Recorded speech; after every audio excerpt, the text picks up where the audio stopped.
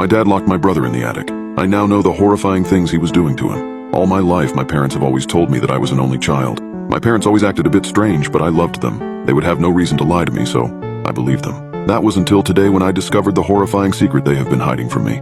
I have lived in this house since I was 2 years old, so the noises I've heard coming from the attic weren't strange to me.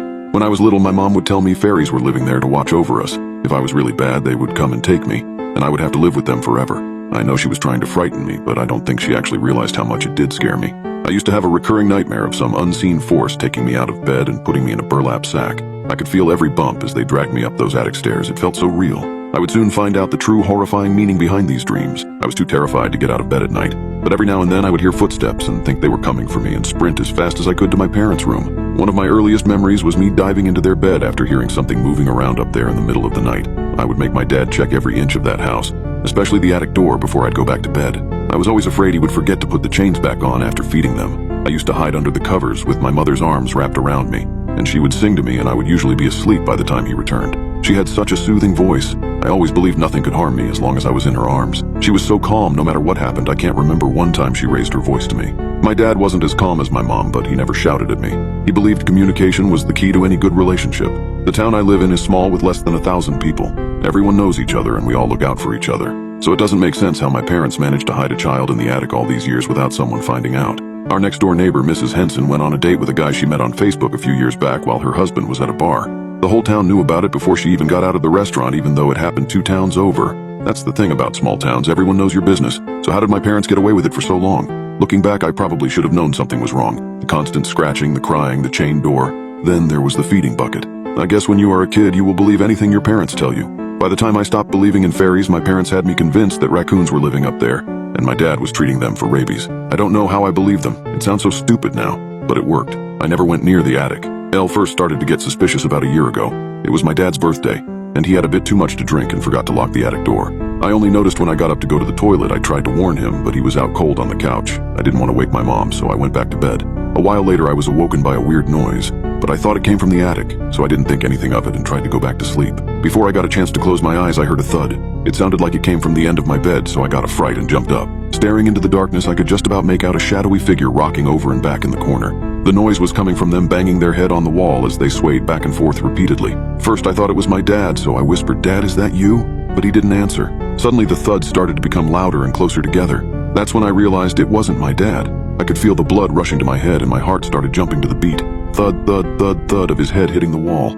I wanted to shout out for help, but I was breathing so heavily I thought I was going to faint. Then it just stopped, and the only sound I could hear, apart from my racing heart, was the intense, shallow breathing coming from whoever was standing at the end of my bed.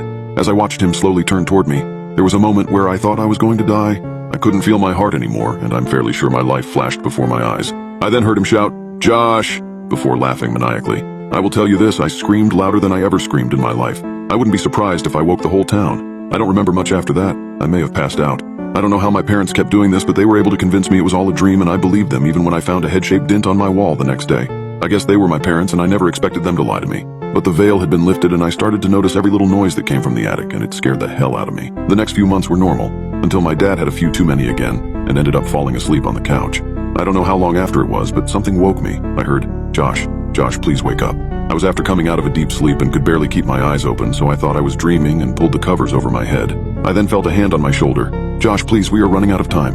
When I turned around, I saw that shadowy figure standing over me again. I freaked out and screamed uncontrollably. Moments later, my dad rushed into my room and turned on the light. That's when I saw its face, and it terrified me. My dad put a sack over his head and had him dragged out of there in seconds. The only thing he said to me was, "Did he touch you?" But I was in shock and couldn't answer, so he locked me in my room. It was the next morning before he came back. By then, I started to come around and wanted answers. He didn't walk in right away like he usually would. Instead, he knocked. "Josh," my dad said, "I need you to answer this question truthfully. Can you do that?" "Dad, why am I locked in here? What's happening?" I replied nervously. "Josh," he shouted. That was the first time I ever heard him talk like that to me, so I got frightened and started to cry. "Josh, just listen," he said, this time in a calmer tone. "Everything will be okay, son. Just answer the question, please." I blurted out. "No, Daddy didn't touch me. Why, did I do something wrong?"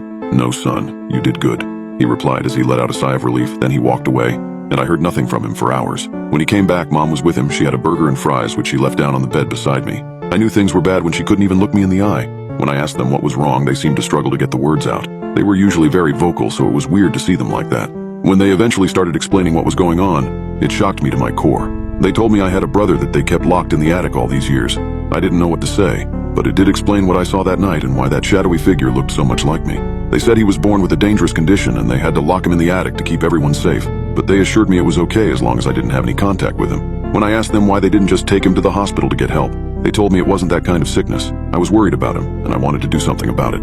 I decided that the best way to help both my brother and myself was to find out more about his condition. I spent weeks secretly searching online and throughout my parents' room, but found nothing that could explain such bizarre behavior in my family's history. I felt trapped, torn between wanting to free my brother and the fear that his release might endanger us all. One night, as I lay in bed pondering my next move, I heard a familiar scratching at the attic door, but it was different this time, more intense, desperate. I knew I had to do something. Equipped with a flashlight, I slowly approached the attic door and unlocked the chain. I took a deep breath and ascended the creaky stairs. When the attic came into view, my flashlight revealed a scene that chilled me to my core. There in the center of the room, surrounded by chains and old toys, was not just one but two identical figures, both resembling me, staring at me with hollow eyes. The realization hit me like a ton of bricks. "You finally came," one of them whispered. "We've been waiting for you." "We've missed you, Josh," the other one said. My knees buckled and I felt a sinking feeling in my stomach. The truth was more horrifying than I had imagined. I wasn't an only child. The tales my parents told me, the dreams of being dragged into a burlap sack, and the figure I saw were all real, but they weren't of my brother. They were memories, fragments of my own past that I had suppressed. I was one of the children in the attic. My parents had somehow managed to integrate one version of me into the normal world while keeping the other two versions locked away. The door behind me slammed shut. I turned my flashlight towards it and caught a glimpse of my parents' sorrowful faces before everything went dark. The attic would be my home once again.